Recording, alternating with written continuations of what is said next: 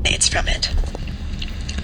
The main creation of the third day was the realm of plants, the terrestrial plants as well as the plants of paradise. First of all, the cedars of Lebanon and the other great trees were made. In their pride at having been put first, they shot up high in the air. They considered themselves favored among plants. Then God spake, I hate arrogance and pride, for I alone am exalted and none beside. And he created the iron on the same day, the substance with which trees are felled down. The trees began to weep, and when God asked the reason of their tears, they said, We cry because thou hast created the iron to uproot us therewith. All the while we had thought ourselves the highest of the earth, and now the iron, our destroyer, has been called into existence.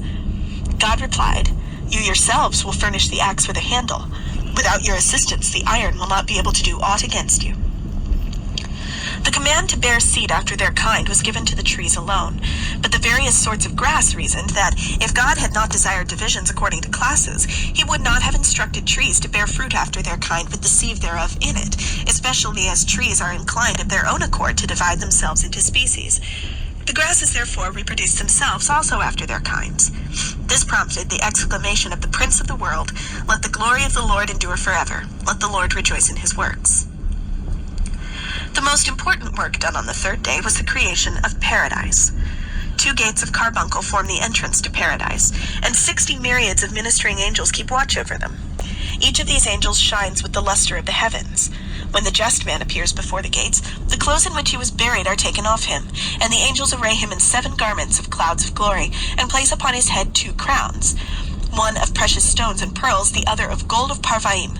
And they put 8 myrtles in his hand, and they utter praises before him, and say to him, Go thy way, and eat thy bread with joy. And they lead him to a place full of rivers, surrounded by 800 kinds of roses and myrtles. Each one has a canopy according to his merits, and under it flow 4 rivers, one of milk, the other of balsam, the third of wine, and the fourth of honey. Every canopy is overgrown by a vine of gold, and 30 pearls hang from it, each of them shining like Venus.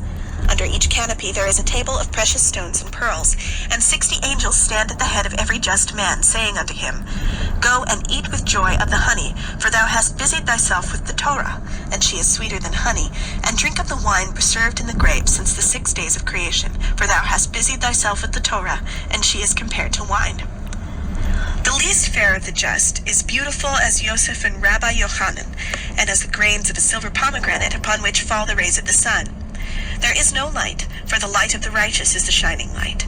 And they undergo 4 transformations every day, passing through 4 states. In the first, the righteous is changed into a child. He enters the division for children and tastes the joys of childhood. Then he is changed into a youth, and enters the division for the youths, with whom he enjoys the delights of youth. Next he becomes an adult, in the prime of life, and he enters the division of men, and enjoys the pleasures of manhood. Finally, he is changed into an old man. He enters the division for the old, and enjoys the pleasures of age. There are 80 myriads of trees in every corner of paradise, the meanest among them choicer than all spice trees. In every corner there are 60 myriads of angels singing with sweet voices, and the tree of life stands in the middle and shades the whole of paradise. It has 15,000 tastes, each different from the other, and the perfumes thereof vary likewise. Over it hang 7 clouds of glory, and winds blow upon it from all 4 sides, so that its odor is wafted from one end of the world to the other. Underneath sit the scholars, and explain the Torah.